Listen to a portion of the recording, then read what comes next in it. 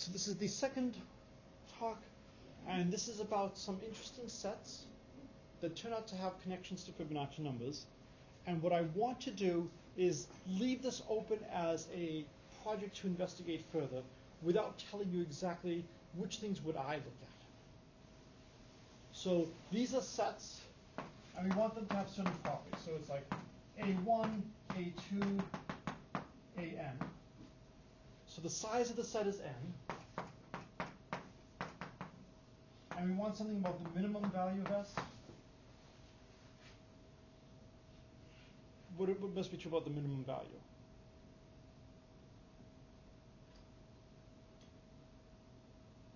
That they chosen from reals or integers or positive integers? Well, they're chosen for positive integers. What's the definition of these sets? The subset of natural numbers. So it's a subset of natural numbers, which is going to be more specific. Like the limitation on the minimum and maximum? Yes. I remember like the minimum is greater than the size of S. Right? All right, so let's just try to see if this makes sense. So if we want the minimum to be greater than the size of n, the size of S,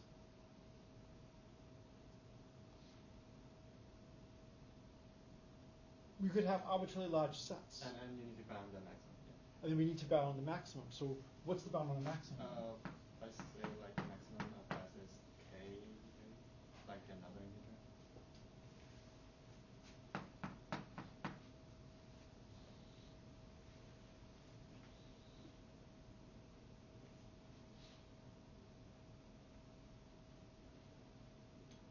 All right, so is this the definition?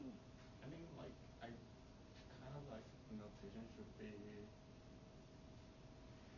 first, like maximum is equal to n, so it's kind of like mixed up. Okay, so we'll make the maximum equal to n. And then what do we want the length to be? Length to be k.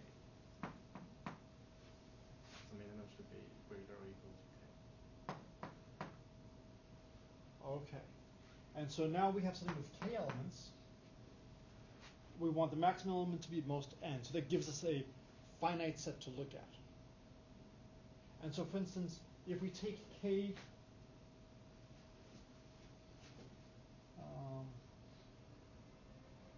so is there any relationship between k and n? K is less than n. K is less than n. It has to be at least 2k.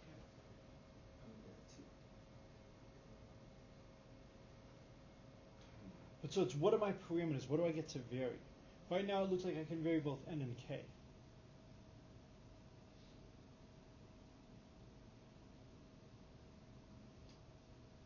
like you need to fix for some k. Like you assume k is fixed and then verify on n. So I want to have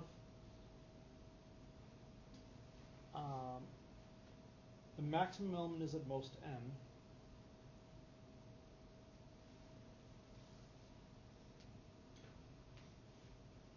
So we really want to figure out what's going to be a definition that will work.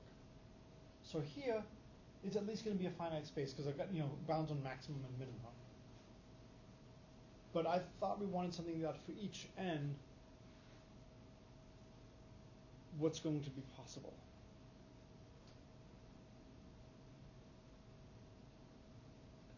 So if I gave you a set, 3, 4, 8, it has 3 elements, and the minimum element is at least as large as the set.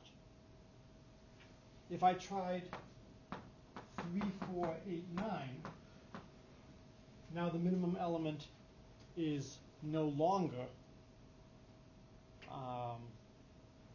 greater than or equal to the length. So that would not work. But I could do 3, 4, 12.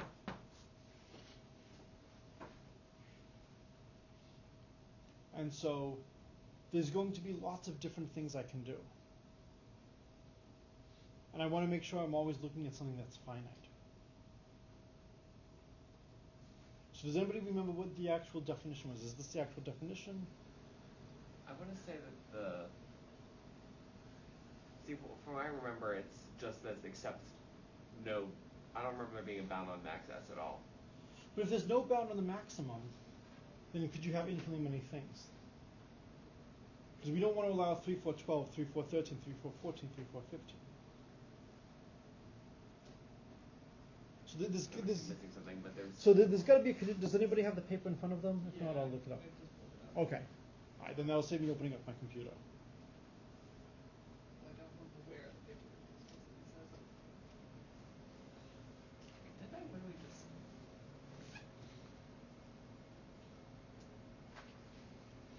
I know what Hung's generalization was putting in a parameter like alpha. But we want to make sure that. So Oh. our general Schreier Okay. set is just a set S with no max. With no max. And But- then they define The Schreier family. yeah. Well, the Schreier family is this or the set of all Schreier sets. Well, it contains all the Schreier Right. sets. And then they define some M where the max of S is n. Okay. Or is equal, equal. Okay. So then this is doing it like this. So you fix an n. And then you like partition that set essentially. Right. And then all you care about is you allow k to vary. So you fix n and k is free.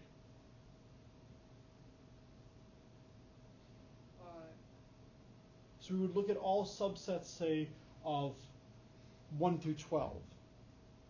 And in each subset, the smallest number must be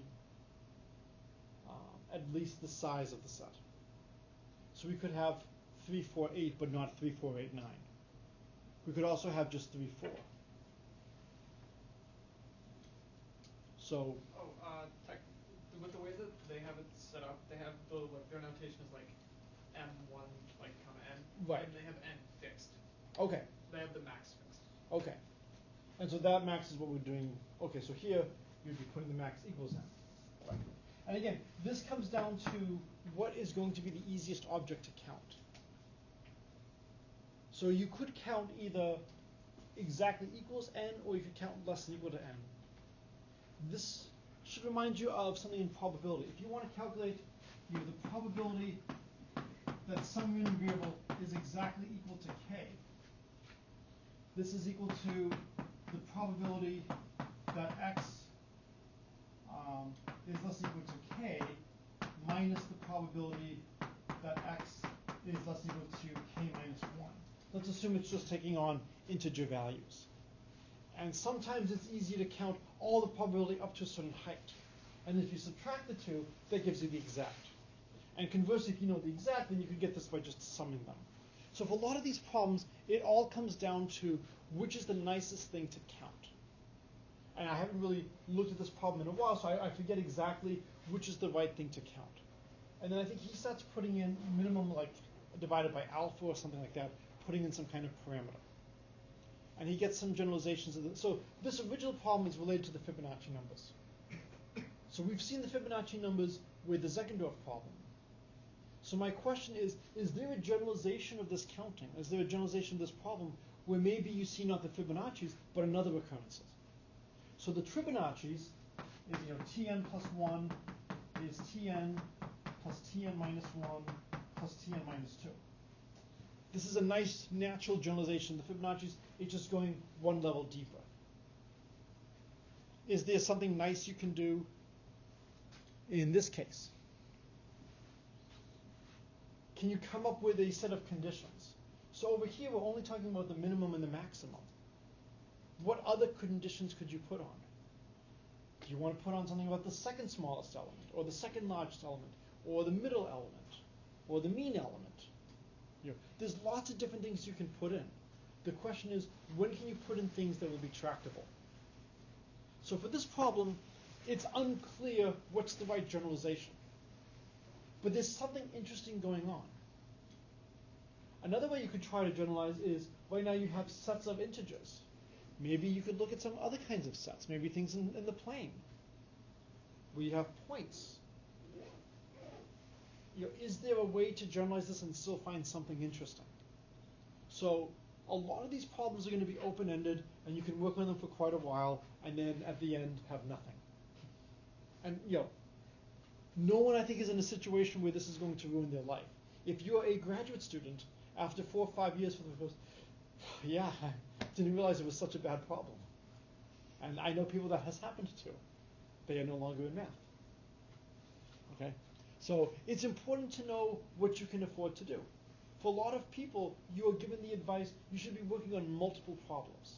You have this high